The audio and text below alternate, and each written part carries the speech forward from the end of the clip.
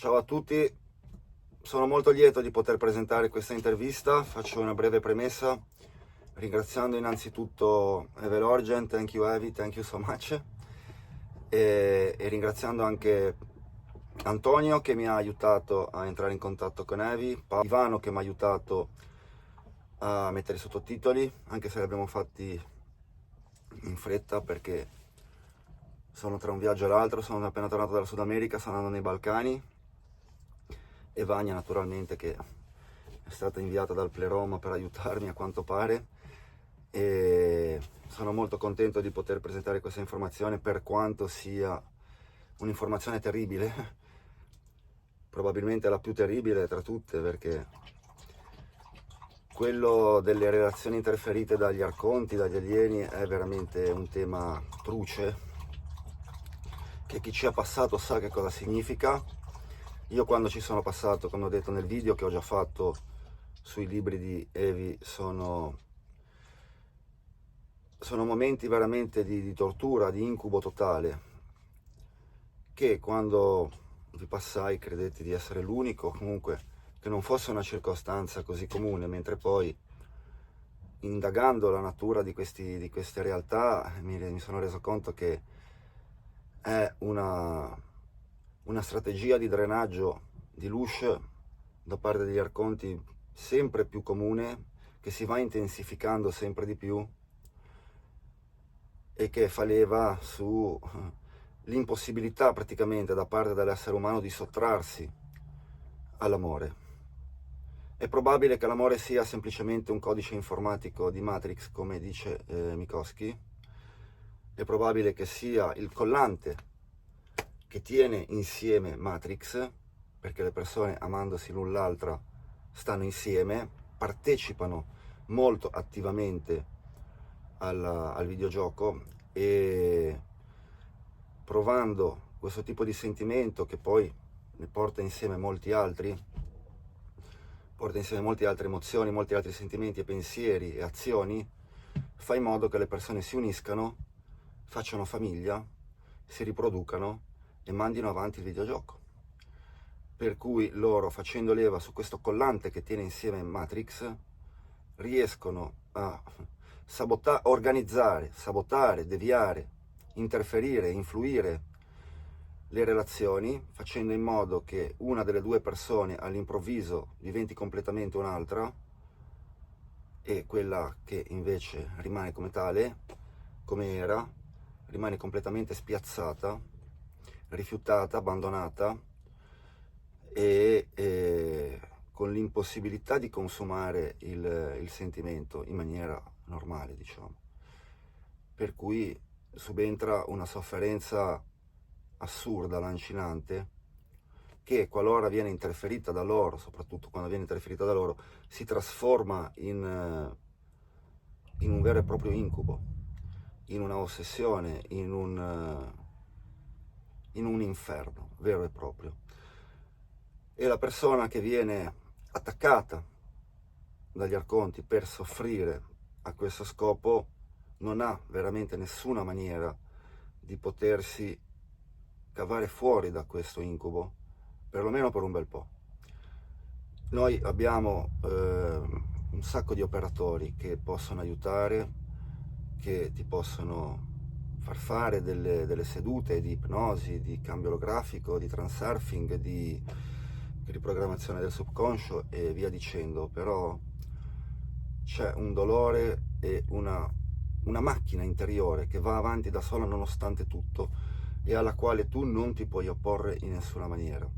Quello che poi serve è solamente il tempo e una forza interiore spaventosa per potersi realmente dire fuori dall'inferno, perché quando succede tu non è che, tu non puoi veramente fare niente, tu obbedisci a una macchina interiore che va da sola, vai a dormire, quando riesci a dormire vai a dormire con l'ossessione di questa persona, che cosa è successo, che cosa fa, che cosa è, ti svegli che hai già il pensiero fisso, non è che tu lo accendi, è già lì, per cui tu sei completamente preda di questo meccanismo diabolico e non hai nessun modo di poterne uscire, almeno per un bel po'.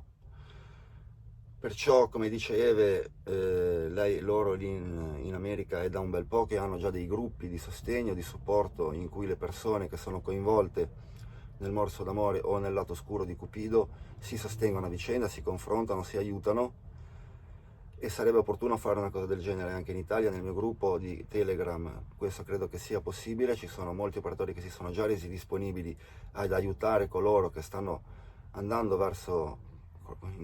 passando per questo calvario. Diverse persone, da quando ho fatto il video sul lato oscuro di Cupido, traendo spunto da ciò che ha scritto Evi nel suo libro, mi hanno scritto, mi hanno chiamato perché stanno passando attraverso questo incubo e si sta cercando di aiutare queste persone nella maniera più consona possibile. Spero che questo aiuti molte persone a capire che cosa sta succedendo, perché innanzitutto capire che cosa sta succedendo è il primo passo fondamentale, perché molto spesso uno non sa veramente che cosa sia successo e non si può rendere conto, cioè non può nemmeno immaginarsi che la persona con cui stava bene fino a un giorno e il giorno dopo è completamente diventata un'altra, impazzita, ti sta mandando il cervello in frantumi, il cuore in pezzi, apparentemente senza alcun motivo logico e razionale, e non sai veramente da che parte prenderla. Per cui innanzitutto rendersi conto che potrebbe esserci un'influenza di questo tipo è molto importante. Naturalmente voglio sottolineare ancora una volta che non tutte le relazioni che finiscono male, che finiscono in un qualsiasi modo, sono state interferite dagli arconti. Ci sono dei criteri per stabilire se una relazione è stata interferita, è stata organizzata, interferita o deviata a un certo punto da loro. È importante fare delle indagini prima di dire sì, anche io sono stato in questo circuito, perché insomma non è che sono tutte quante le relazioni che finiscono sono state interferite da loro. È molto importante rendersi conto di questo e, qualora lo siano, cercare di farsi aiutare da gente che capisce il problema, che sa in qualche modo come aiutarti, e creando dei gruppi di sostegno, non solo di operatori che possono guidarti verso l'uscita da questo maledetto inferno, ma anche da persone con una qualità umana che possono in qualche modo aiutare a superare perlomeno le fasi più scioccanti di questa roba qui. Io purtroppo sono stato vittima di questo circuito diverse volte, so bene di che cosa parlo, e proprio per questo che mi sono messo a indagare questo fenomeno, arrivando appunto all'informazione che ci ha portato Evi con i suoi libri e con tutto quello che sta facendo. Spero di favorire e far proliferare la consapevolezza di fronte a questo incredibile problema. Credo che sia la forma di drenaggio più efficace e infame che ci sia. Naturalmente capisco bene che ora ci sono magari delle coppiette che sono lì abbracciate, che si guardano questo video e vedendo tutto questo dall'alto, come se questo problema appartenesse a della gente sfortunata, che gli è andata male, che a loro questo non può toccare. Io non vi voglio mettere in allarme, in cosa. Vi può capitare da un momento all'altro che una delle due persone non sia più lei e voi non potete farci nulla. Per cui prevenire è meglio che curare. Rendersi conto che questo problema esiste, sta veramente intensificando all'ennesima potenza in tutto il mondo, è molto importante, e spero di favorire questa comprensione. Come ho già mostrato nel video che ho fatto su questo tema, c'è un veramente incredibile incremento di persone sofferenti che si riuniscono in gruppi di Facebook perché non sanno veramente più come fare, e c'è un incredibile incremento di gruppi, di canali, di coach, mentor, e di counselor e di tutto un po', che aiutano le persone a cavarsi fuori da una relazione finita male. Naturalmente questa incredibile moltitudine di persone sofferenti che stanno soffrendo le pene dell'inferno, ripeto, non sono tutte quante state colpite da un'interferenza arconte nella loro relazione, ma molte sì, e sarebbe bene che molte persone che sono all'interno di questo circuito demoniaco possano avere la consapevolezza, gli strumenti opportuni per riuscire a salvarsi. Va bene, vi lascio all'intervista, spero che possiate apprezzarla, andiamo avanti. Ciao a tutti, buona visione.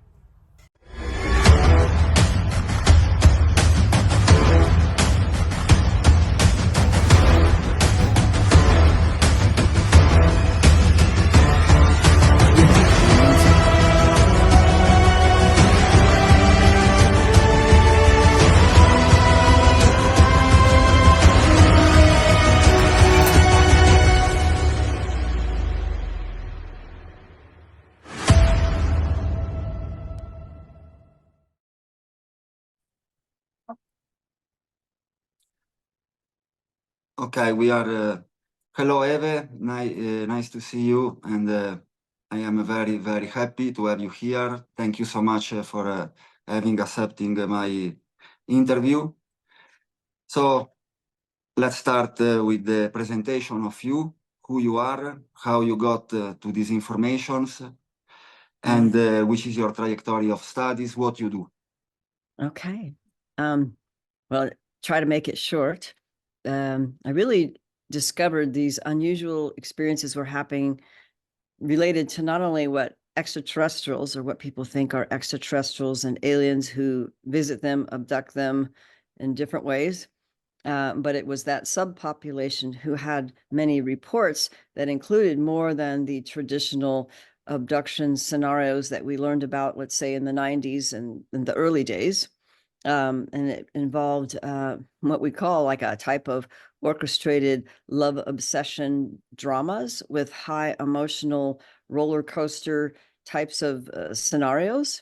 And it could include also physical events with that during the process of the love obsession. So, but I didn't learn or actually want to study this phenomenon until years after my first career. So I'll just kind of backtrack. In my first career, I was a biochemist in the biotechnology back in the old days. And I decided I wanted to do something more related to people and psychology, because I knew that I had experiences with the alien abduction phenomena and many other related experiences all my childhood and my family line. So I was driven to learn more, and I got a master's degree in counseling psychology, which in California, it was geared towards just helping people recover from trauma and family relationships and that kind of thing. Yeah. So as I moved into the therapeutic way of understanding and moving with clients, I wanted to work with people who had alien abductions. So I did. Yes. Many like hypnosis, hypnotherapeutic regressions and different kinds of counseling techniques, including lucid dreaming techniques. And so I started a support group for people who've had anomalous trauma, which is really another word for saying like weird, weird experiences with aliens or military abductions, or, you know, strange things that they tend to be interrelated when you actually work with people over time. So as part of that, I became friends with James Bartley, who is a longtime researcher. He lives in Australia. And the late Dr. Carla Turner's work was what inspired me to learn much more, because she talked about things that we were experiencing in our group. So we had a support group for alien abductees and experiencers in San Diego County, California. And so at the time, many of us were we started having these strange experiences related to like love obsessions that just kind of popped up, you know, even if we were in a current relationship or a marriage. Many of us in the group were just suddenly in these love obsessions and these weird dream experiences with another targeted partner. And it was Barbara Bartholic, who was the hypnotherapist and researcher that was the mentor of Carla Turner, as well as myself. Yes. Who actually explained that this is what the aliens do. Okay. So you mentioned her many times in the book. Yeah, she's deceased now. She's passed away at Turner. They were both untimely deaths that were questionable deaths, you know. But Barbie really knew about the more nefarious side, like the reptilians and you know, some of the alien and the military connections and the underground bases and the more disturbing material, including what she called the orchestration and the drama of the love obsession, because it was much more than just a simple, really, infatuation or love affair kind of thing. I mean, this kind of thing would throw people into even suicidal states of mind and soul immersion experiences, extreme drama, extreme telepathy, intuitive, like your souls are just connected. Yeah. And during that time, there could be a roller coaster of emotional drama and alien interactions all at the same time during this drama of love obsession. Sometimes it was just like one person who had an obsession with another, or it could be that they both had a strong attraction. Yeah. And then that's actually how it was. And then one person just would get like switched off and psychically unplugged, and then just do a 180, or what we call just suddenly turn like they don't like them anymore. They don't even care. And oftentimes that was believed and traced back later to they got abducted, influenced by aliens, and then the aliens basically switched them off or did some kind of post-hypnotic suggestion to, not like this person anymore. Yeah. So these things were like a characteristic pattern where, you would have this love obsession and just, be so connected with someone. You think it's your soulmate. It's like more than the person you're married to. And you're like really surprised because you've never felt that before, And then we find out that the aliens actually engineered this. And then, so I'll just give you the first book was the case studies, many of people who've had these experiences who were definitely believe themselves to be alien abductees in the old days or experiencers of alien visitation and abduction. And usually abduction is part of it, but people don't want to admit that. They think they're just visited and they're special, they're being upgraded, whatever, but really there's physical events that happen. So all the people were abductees in this book, except for sometimes the partners they were matched with. So anyway, that's how it started. I didn't intend on even doing this for a living, but I felt it was so important because of the impact it was having on us emotionally and spiritually. Because during these drama of love obsessions, some people thought that they were, with their soulmate or their twin flame. And so sometimes it could activate their Kundalini for one, or activate past life memories where you never even had them before. And you would just have a series of deja vu memories of having been with this person before, sometimes in the current life, sometimes in the past life. Or they remembered, like in several cases in the Love Bite, where they remembered as children when they were taken by the aliens in these alien environments, maybe a ship, maybe it was in an underground base, we don't know, but they would do little play games with the children, and then they would bond them with another child, or sometimes it would be like a girl and then like an older boy, so that when they meet later several times in abductions, they're bonded several times, and then they would give them amnesia. Maybe they wouldn't remember until they meet as adults in these like very dramatic synchronicity, circumstances that are like, this is fate. And then it just catalyzes these love obsessions in this amazing series of events. So, and they were pre-bonded. So the aliens set them up to meet. But then the question arises, like, why? If, let's say, two people who were married to other partners, or definitely one was married to someone else and had children, why would they be set up with somebody else that they didn't have children with? Weren't married to, but it set off like this whole drama, like the Linda Cortile case in Bud Hopkins' book named Witnessed. It was a classic, amazing story, like the whole book of her experiences itself. And then a subset I wrote about and rewrote in the Love Bite to show like how they were manipulating different people involved in the whole drama. So it would be the couple, the one main abductee of the other person who's like an FBI agent, and another VIP of a foreign country who witnessed this, abduction, like out of a Manhattan, like apartment building, like up in the sky, just like being floated up. So many things have happened where they realize later, like they may remember later when you meet the person, it's like deja vu. And then you're like, wow, I really know this person. Like you've met them before, you've been with them before. There's this whole knowing them before feeling. And oftentimes it is pre-bonding in this life, but it could be other kinds of dimensional experiences or other life experiences that people report to. Yeah. Me, I am almost sure that I had these kind of experiences. That's why I am so interested in this subject. You had too something related to this Cupido, Dark Cupido by Alien? Yeah, I can show you real quick. I mean, do this, like, this is the second book. Yes. And this is about 12 years later. I continued to work with people who, in fact, all the people would come to me like, I think I had a love bite. We called it a love bite. And, or like, I think he was my twin flame, but, I'm not an abductee, but I'm not sure I remember experiences with aliens, but like everything's really similar.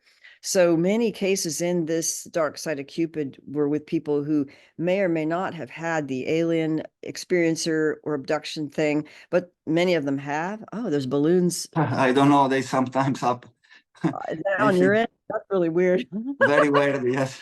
Be weird with your books or something.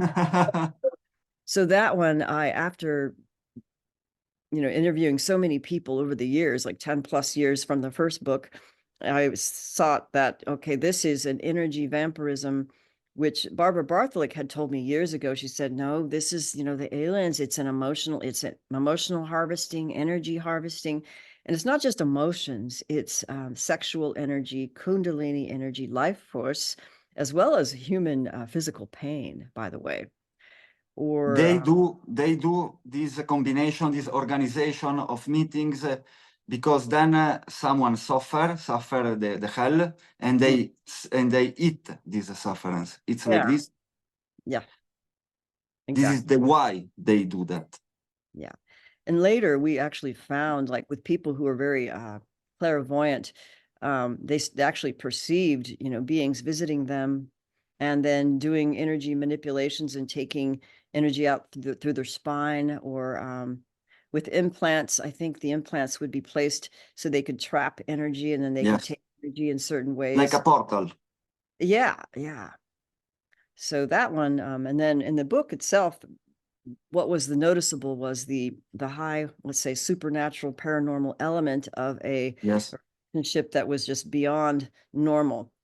And I'll stop here for a minute, because in the psychology realm of just regular world, the normals, in psychology, they might call it, oh, well, this kind of relationship is a result of someone who has attachment wounds, or they've had like a complex trauma, and one person is the codependent and the other one's the narcissist, right? So people who've been through narcissistic abuse in their childhoods can end up having relationship patterns where they keep attracting like the narcissist.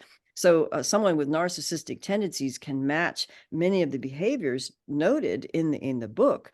But in the book, the unique thing is we saw the supernatural element of demonic or weird entity hosting, where you could literally see them overshadowing, or like, during sex, they just, like the reptilian, you would see it right there.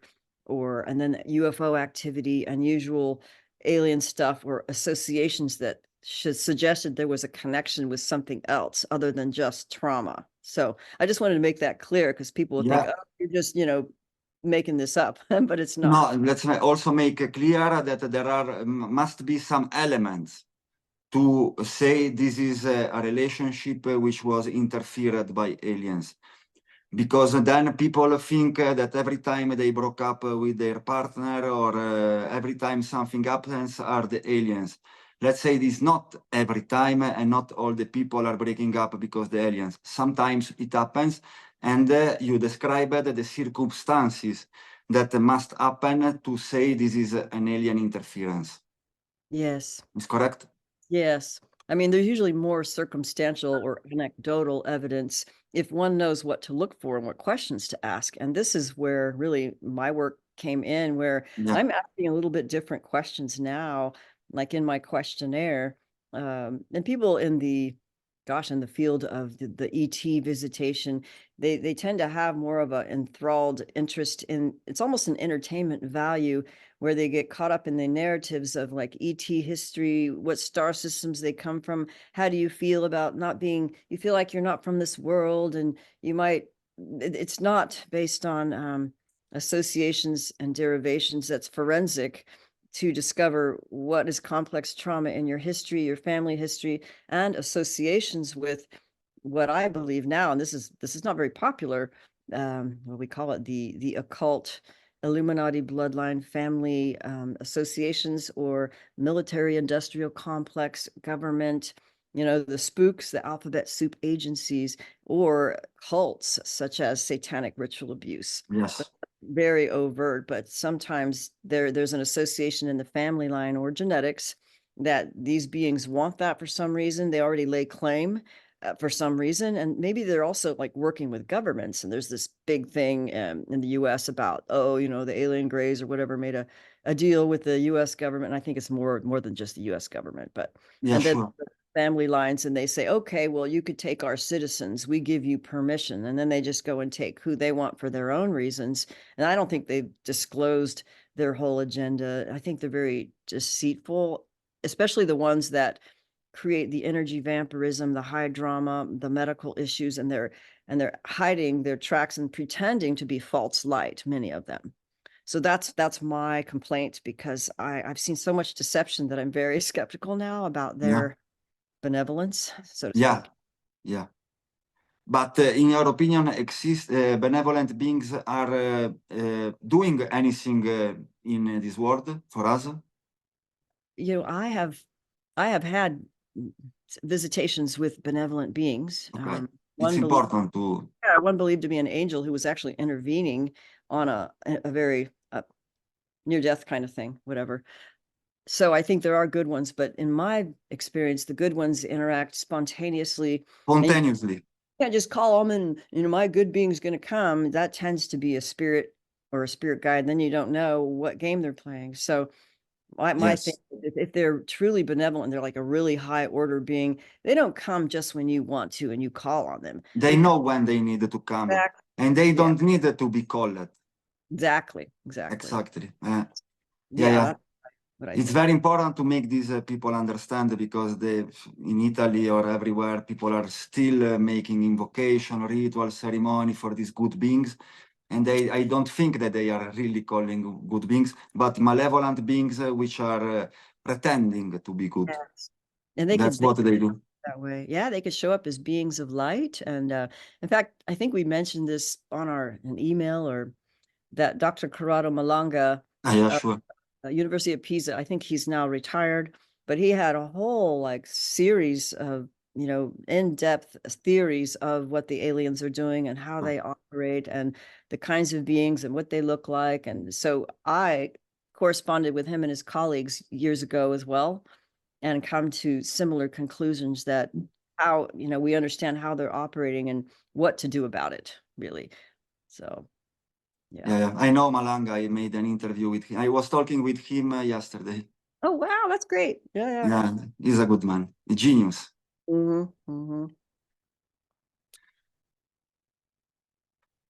Do you believe that this interference in the relationship relationships has an escalation? They are making more and more and more during in this moment of the world, or it always have been the same? You know, well, I mean, since I notice this now with people, I think there's more and more. It seems like, I know it's kind of strange, but then maybe it's because I work with this population and they're unique people who have histories and probably family connections with these beings. But it seems like, at least for me, after I had the first quote love bite, it was only after the first love bite that I would have and notice other attempts towards interfering and trying to set me up with relationships, not just men, sometimes women, or relationship business partnerships or different associations. Where it caught me up into like quantum entanglement of things that later I realized, oh, that was part of just for me, I had to look at it like from the long view, like in hindsight. What seemed to start it was I was doing recovery work on deep trauma to try to do memory, get memories back from things in amnesia from abductions and other things I didn't remember that I knew I couldn't remember, but I knew I had. And then doing self-hypnosis and different counseling therapies and lucid dreaming techniques. Yes. And then when that happened, it catalyzed some quick traumatic kinds of memories. But then right on the tail end of that was when I got thrown into a love obsession, which was orchestrated. And I think it was pre-bonded even before that, in earlier in my life, where we were actually taken together much, much younger, you know, and they do that to people. And then we've actually found that out, where two people were like living in the same town, and they were, you know, taken as children. They may have moved across the country when they're adults, and then later they meet and they have like a love obsession. Then they don't know until later, oh, well, you grew up in that same neighborhood. They took the neighborhood group. So a lot of times there's things like that going on. Yeah. What a person which is under this kind of attack can do for get out or to protect himself? Because when you are in the love obsession, in this very, very huge sufferance, it's very, very difficult to even to eat, to sleep, to think normally. to be, you know, focused on anything, what someone can do. Yeah. Well, that's, I think faith, like I had faith in God, Jesus Christ, even though I went through Buddhism and just about everything, you know, as a part of trying to find the truth. But people like talking to one another in support groups was definitely helpful. So Support groups. they would believe like this is not just like a crush on somebody. Like this is something that just throws you in, it could throw you into a near-death experience, something like a near-death experience. So just talking about it and knowing that you're not crazy.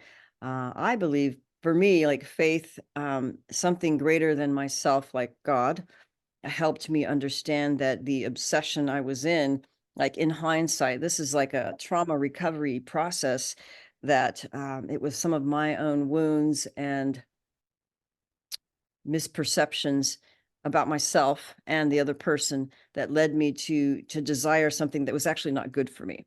And so let's say God came through for me and told me the truth and helped me out of the obsession in such a way that I didn't have it anymore and it went away. And then I was able to focus on something else because I knew it was unhealthy. So, and then everyone that they set up was unhealthy. So then I thought, well, what is healthy? And learning how to, you know, do the trauma recovery and, you know, the spiritual work too. Because I think that's the most important part is the spiritual connection with God. And for me, it was through Jesus, but not a church. You know what I mean? Yeah, sure. That led me to, I call it the grace that comes through faith that led me to a deeper realization. And that is something that I follow inside that I have a self-connection with or whatever that helps me. Sometimes can be a very long and difficult and hard process. A very long journey. Long Yeah. journey. Yeah. It's like you. What kind of beings exactly of the corporations of the Archon's corporation are exactly doing this? You know, Well, or we still are investigating who they are. many. Well, in Dr. Corrado Malanga's, he Yeah. had like a series of beings that he put on a hierarchy and Yes. different sketches and artists. Certainly the alien, the grays are the ones that are more commonly remembered. They're the most popular. They have been involved, and there's different types of alien grays. But then the insectoids can also be involved in love bites, like really, really powerful ones, believe it or not. And the reptilians are very prevalent, almost always, and they could be doing more of the wild Kundalini activation and the more, it's kind of strange, but I can give you an example. I'm getting off track. Well, let's just say reptilians, Dracos, Greys, insectoids, and then the Nordic ones that are, I think Malanga, they're like faking themselves to be Nordics, tall white Nordics. Yes, they fake it to be some good beings, angels or stuff like that.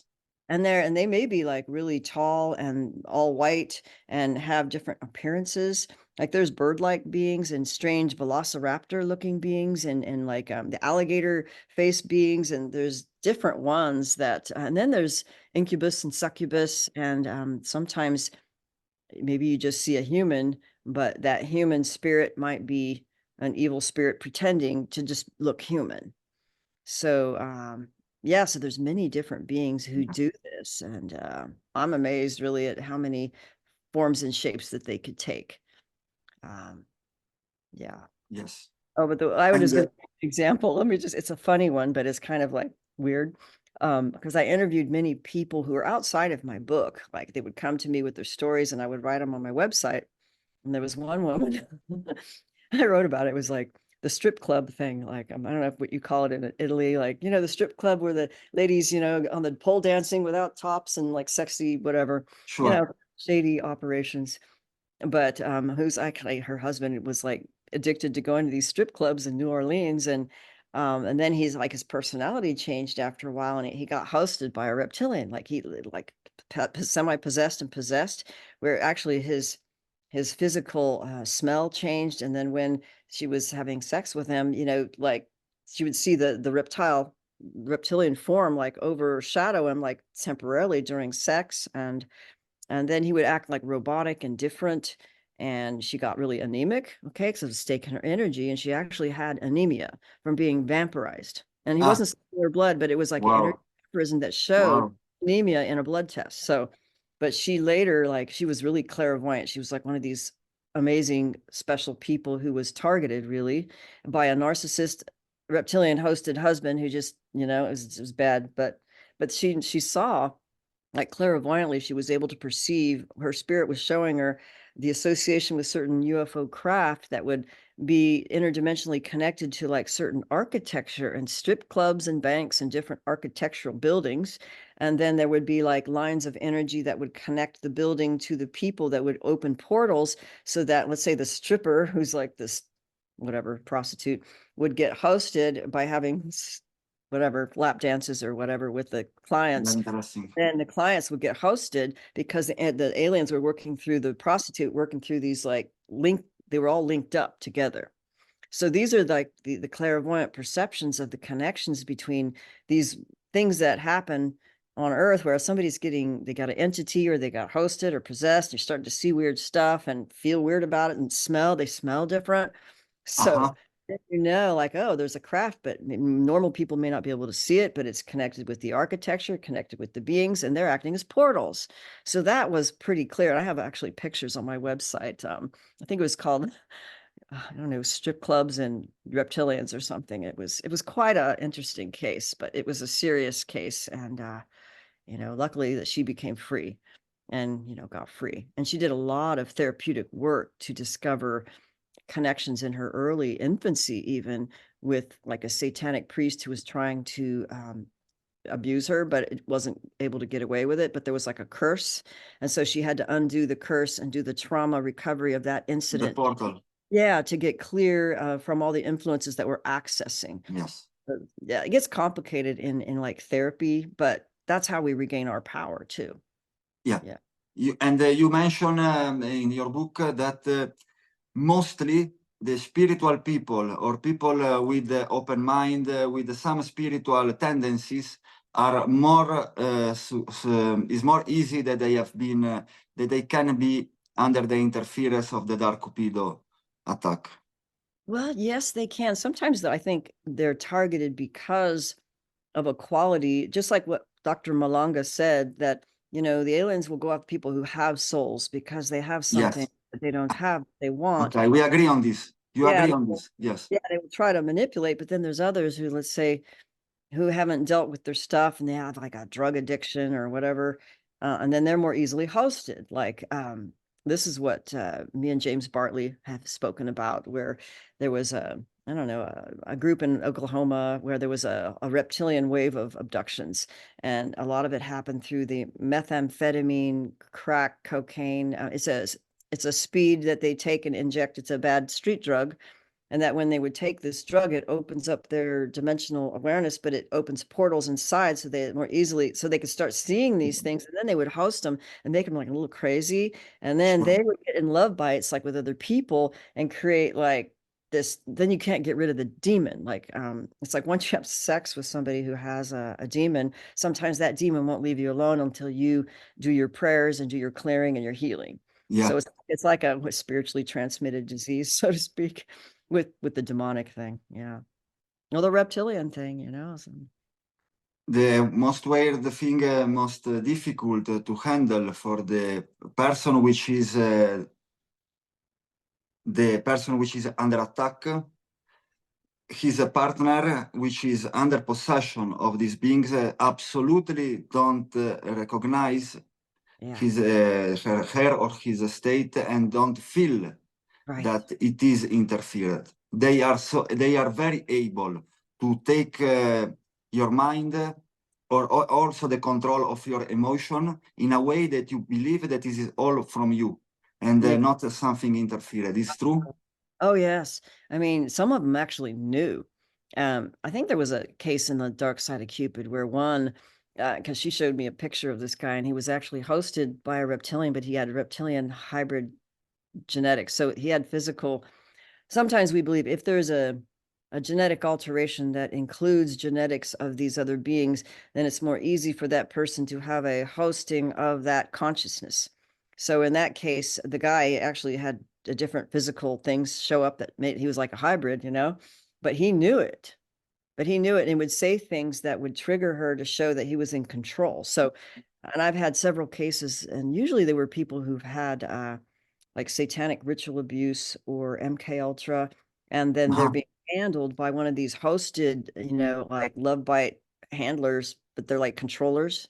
And then they think they're so in control and have so much power, they'll actually tell them the truth. They're like, yeah, I'm a reptilian. They'll say, I'm not. They will say that. They will let it be known that's what they are and like flaunt their power kind of thing. So. Very well. For me, I think it's good what we said. You want to add something which you think is important that people knows about it? Yeah, I mean, I believe that it's possible to recover and to become free, and we are not powerless. I believe a faith in God, like a benevolent good, is helpful. And also learning your history in terms of any kind of trauma and associations that could lead to there's a spiritual legal claim on us by some of these beings, I think. So if we can know about that and know that it's possible to be free. So I wouldn't be hopeless or suicidal or anything like that. I think just knowing that it exists and it's not all your fault, like people know, wait a minute, this is not me. It's not my imagination. There really is something going on, Yeah. Thank you so much, Eve. Really, thank you. Thank you so much. Okay. You want to show your books again so people knows what you wrote? The Dark Side of Cupid. There's only a few copies left. I'm going to do a second edition. Great. But the love, you can get them directly through me. And then this is still on Amazon. Okay. A website, evelorgen.com, and a Telegram page. It's private, but it's Alien Love Bite. That all you have to do is get the link on my website. Sure, I will put your links to the books and to your profiles in the description and in the first comment of the video. Okay. So people can have access. Yeah. Thank you so much, really. Thank you so much. All right.